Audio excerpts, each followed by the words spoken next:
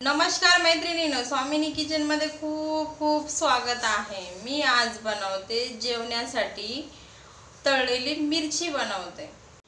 हे बघा, मी आहे ना पावशेर मिरची घेतलेली आहे। आता सध्या मार्केटला अशा पद्धतीने मिरच्या येतात आणि हा मिरच्या एकदम फिक्क्या असतात। बघा, मी आहे ना 1 वाटी बेसन घेतलेलं आहे आणि मी आहे ना अशा पद्धतीने मिरची कट करून घेतलेली आहे आणि ह्याला 2-3 अशा साइडने लाईन मारले आणि एक लाईन कट करून मी हे थोडंसं भाग काढून घेतलेला आहे। आपल्याला आतमध्ये बेसन गेलं पाहिजे।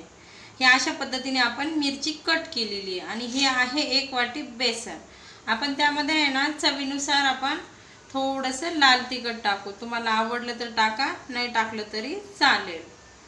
थोडंसं मी लाल तिखट टाकले, थोडीशी हळद टाकली हे बघा, आणि आपलं थोडंसं ओवा आहे हे हातावर असं थोडासा क्रश करून हे ओवा टाकायचं यामध्ये आणि चवीनुसार मीठ टाकू आपण। हे बघा, हे पीठ आपण आहे ना छान मिक्स केलेलं आहे। हे बघा, आता आपण यामध्ये आहे ना थोडंसं पाणी टाकून ह्याला छान याचं बॅटर बनवून घेऊ आपण। एकदम पातळ नाही बनवायचं, थोडंसं गाढच बनवायचं आहे आपल्याला, कारण आपल्या मिरचीमध्ये आतमध्ये गेलं पाहिजे हा बॅटर। बघा, मी आता इथे पॅन ठेवले, पॅन मध्ये 4 चमचे तेल टाकलेलं आहे। तेल जास्त टाकलेलं नाहीये मी।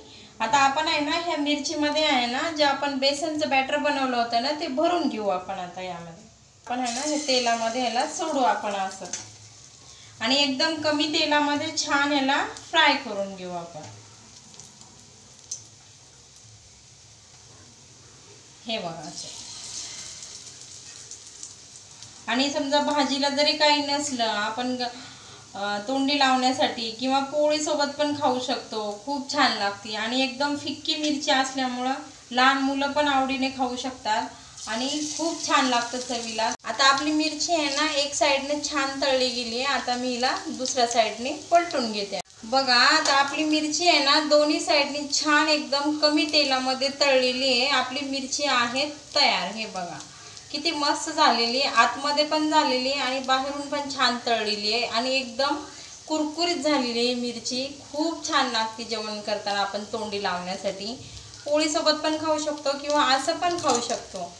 मी बनवलेली पद्धत जर तुम्हाला आवडली ना तर नक्की मला लाईक करा, कमेंट करा, सबस्क्राइब करा। तोपर्यंत मस्त खा, मस्त राहा।